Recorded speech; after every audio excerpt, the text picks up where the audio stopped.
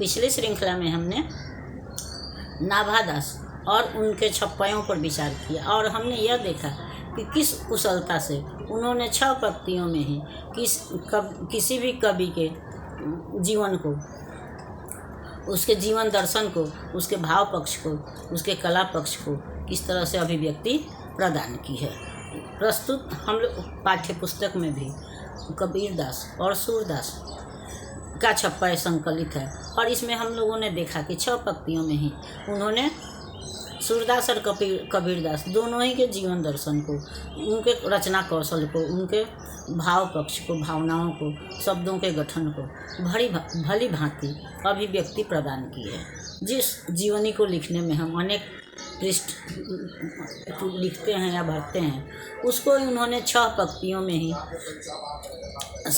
अभिव्यक्त कर दिया है। और एक तरह से कहें तो भक्ति काल में ही उन्होंने आलोचना की नींव डाल दी। जो आज हम साहित्यिक आलोचना पढ़ते हैं या जो आलोचना होती है, वो उस आलोचना की नींव उन्होंने भक्ति काल में ही डाल दी और वो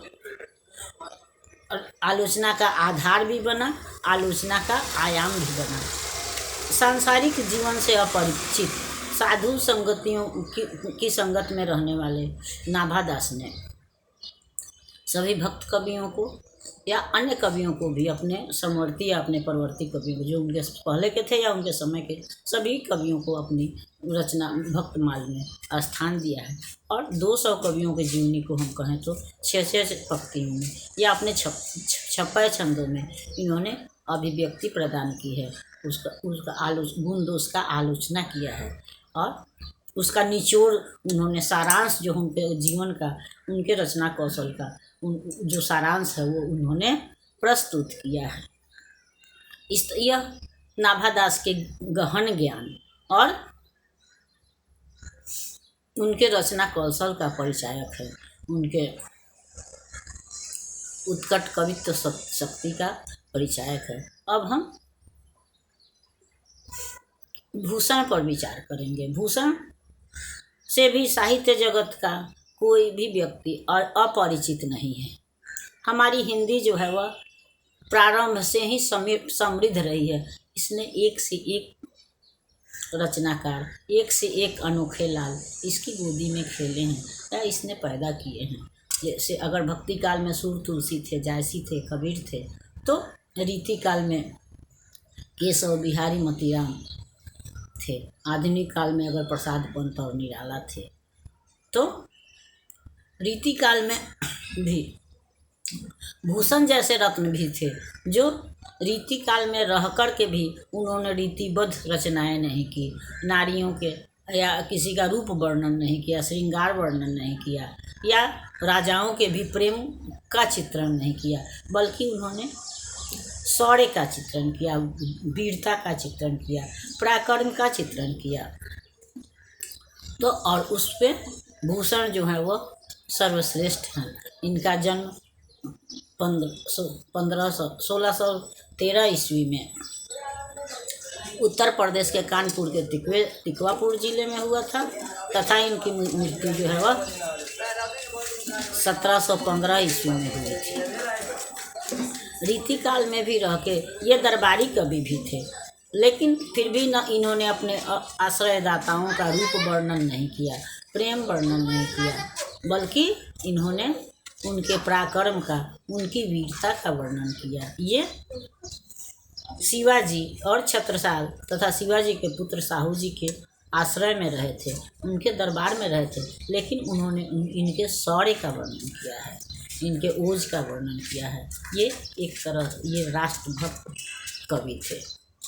इनके अंदर देश प्रेम, ओज, वीरता जो है वह कूट कर भरी हुई थी और इसलिए उनकी दृष्टि जो है वह सुंदरियों की तरफ नहीं गया, बल्कि इनकी दृष्टि वीरता की तरफ गया, उस युद्ध की तरफ गया जो उस समय शिवाजी या छत्रसाल या महाराणा प्रताप ने मुगलों को हराने के लिए, अपने देश के भगाने के लिए किया था। उस युद्ध का इन्होंने अपने कलम से उसका वर्णन किया है या उसको इन्होंने सब वाणी प्रदान की है।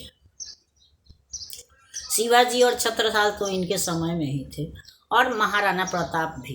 कुछ वीर ऐसे हैं जो अपने जीवन काल में ही लोकप्रिय हो जाते हैं, और इस श्रृंखला में शिवाजी, छत्रसाल, महाराणा प्रताप आदि आते हैं। और ऐसे ही वीरों पर अपनी लेखनी चला के, अपनी कवित्व शक्ति का प्रदर्शन करके, या ऐसे वीरों की भावनाओं का, उनकी जीवनियों का अभिव्यक्ति दे करके कुछ, या भूषण जैसे कवि जो हैं वह स्वयं भी अमर हो जाते हैं और इन वीरों को भी अमर कर देते हैं। जैसे चंद्रबरदाई ने पृथ्वीराज को अमर कर दिया था, उसी तरह से भूषण ने शिवाजी, छत्रसाल को और राणा प्रताप को अमर कर दिया।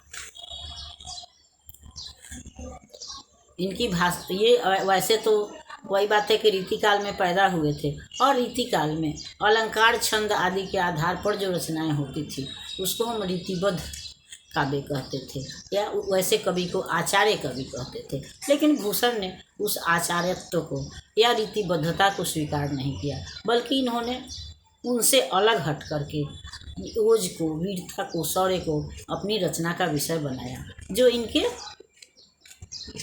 स्वतंत्र व्यक्तित्व का या विशेष मेधा शक्ति का परिचायक है। यह इनको भीड़ से अलग करती है, इनको यह अलग पहचान दिलाती है। अगली श्रृंखला में हम इनकी रचनाओं पर विचार करेंगे। तब तक यह श्रृंखला आपको पसंद आती है तो इसको लाइक कीजिए, सब्सक्राइब कीजिए। मिलते हैं अगली श्रृंखला में, तब तक के लिए धन्यवाद।